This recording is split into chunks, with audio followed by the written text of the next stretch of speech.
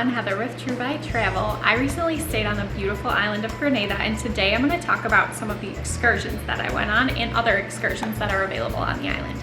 I stayed at the Royalton Grenada, so I'll be doing a separate video on that, as well as some other facts about getting to and around the island, so be sure to subscribe if you're interested so you don't miss out on that. Let's get started.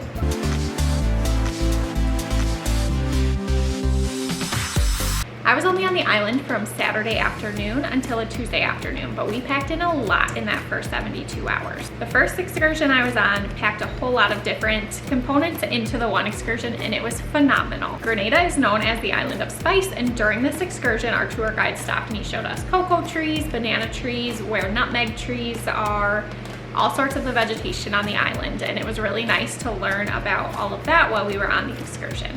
So during our drive, he stopped at a overview of Prickly Bay, which was nice for a photo op, and then he also gave us some information on the bay itself. The first place that we actually stopped for the tour was at Fort Frederick. Fort Frederick was built in the 1700s when the French and the British were fighting over the island. It is one of the few forts in the world that has never fired a shot in anger. Grenada has a lot of history, and I can talk about that in a different video, and this fort played a big part in that history. The views from Fort Frederick were awe-inspiring. It overlooks the city of St. George, which is where cruise ships would go into. Fort Frederick also overlooks the prison. We were told by our tour guide that the prison really works to reform and rehabilitate some of the prisoners. Next up, this was one of my favorite parts. Our guide pulled to the side of the road where we were able to see the Mona monkeys. Where he pulled up was right next to a small shop where there's souvenirs too. We brought some bananas with us from the resort, knowing that we were hopefully going to see the monkeys, and our guide brought some as well, not knowing that we were gonna bring some. He made monkey calls for a few minutes, and next thing we knew, there were wild monkeys everywhere. It was amazing. Along our drive, we came upon a rainbow tree. This tree is not graffiti, nobody painted on it, it wasn't colored on, it's completely natural. Continuing our drive, we saw the nutmeg trees, and I thought that this was awesome. There were some that were ready that we were able to grab from the ground and bring home with us, as well as some that were still growing on the tree that we were able to see. Our next stop was Tang Lake. This lake is actually an extinct volcano, and I have heard mixed reviews on this. So some people say that it's truly a bottomless lake. They've sent sonar down there and they cannot find the bottom. Other people say that that's an urban legend, and it actually only goes about 20 feet down. You're not allowed to go swimming or snorkeling or diving there, so I will never find out. At Tang Lake, we were actually able to see a larger Mona monkey also. It took a little bit longer, but our guide was finally able to lure him out. He was really friendly and hung around with us for a bit. From here, we went to the Anadel Waterfall. I totally forgot to bring my water shoes, which kind of sucked.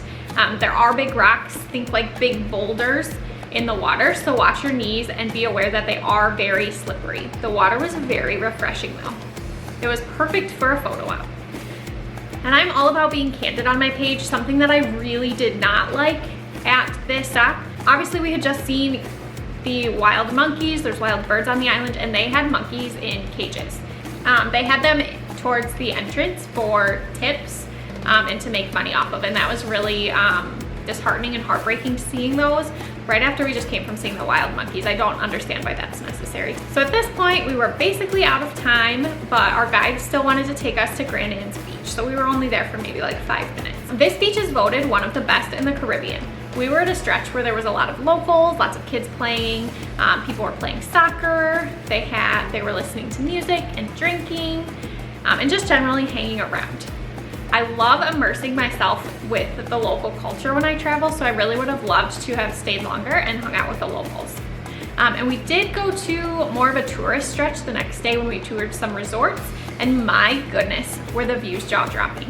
Quick plug, if you are new here, I am a travel advisor. The point of this trip was not just to go and have fun and experience the island and some excursions, but we also toured different resorts here. So if you're interested in heading to Grenada or elsewhere and using a travel advisor, please head to my profile. There is a link in there where you can send a travel request, and then I will personally reach out to you to get that travel planning started. Back to excursions. That night we still wanted to experience more of the island, so a group of us went out to Umbrellas, which came highly recommended by a lot of the locals. The food here was really inexpensive, and it was also really good. It was about $100, and there was 5 of us that went, and that included some people ordered drinks. Think things like tacos. I got the fish tacos. There's burgers, wraps, nachos, and that sort of thing. If you're looking for somewhere to eat locally in Grenada, keep that one in mind. We were told that there's an amazing view of Grans Beach, but unfortunately it was dark when we got there, so we didn't get to see that. The next day was filled with resort tours for the group that I was with, and in between one of the resorts we had some extra time, so we stopped at a local market. I was told that you have to get the Trouvaille chocolate while you're on the island of Grenada, so of course I stopped and got some of that. Something that we did not do that they do have on the island, they have chocolate factories. So you can go on a chocolate factory tour, you can make your own chocolate. Finally, we knew we couldn't go to Grenada without experiencing the world's first underwater museum. This was incredible. And I hadn't gone snorkeling before other than like in a lake sticking my head under. So this was a really cool experience. There was a couple of us in our group that didn't really want to have to try to swim and figure out snorkeling. So they gave us kind of like pool noodles so that we could float while snorkeling.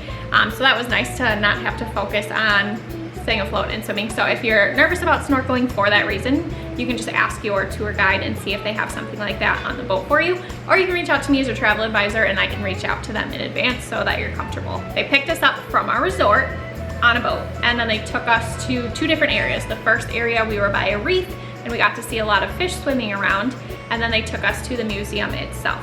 The museum is actually going to be adding a bunch more. I think there's 30 some more sculptures that are going to be added underwater in the very near future, in the next month or 2. Through I think the end of October, they're going to have them on display locally on Grenada. We didn't get to see that, we didn't have time, but that's something if you're going to be there in the very near future that you can check out. Shot here is incredible. I didn't want to dive down, so the tour guide went down and got this wonderful shot for me. My GoPro broke forever. If you are wanting some underwater shots, be sure to make sure and see how far down your GoPro can handle, because mine doesn't work anymore. That was all that I was able to squeeze in on my time in Grenada, and again, we were there for about 72 hours, so that was a lot. There are a lot of other things on the island that you can experience though. The island also has some rum distilleries. They have one of the oldest rum distilleries in the whole Caribbean, so definitely check that out if that's something that you're interested in. You can go on ATV rides. There's a lot more waterfalls. Obviously, I mentioned the chocolate factories that you can go on a tour of. There's also a market when the cruise ships are open where you can go get some local spices. There's catamaran tours, and obviously other places that you can eat off resort. Grenada just has so much to offer, and I fell in love with the island when I was there. If you have any questions about any of these excursions or any resort on the island, let me know down in the comments and I can try to answer. And of course, be sure to subscribe because I do have more content coming from the island of Grenada, as well as some other islands and places that I visited.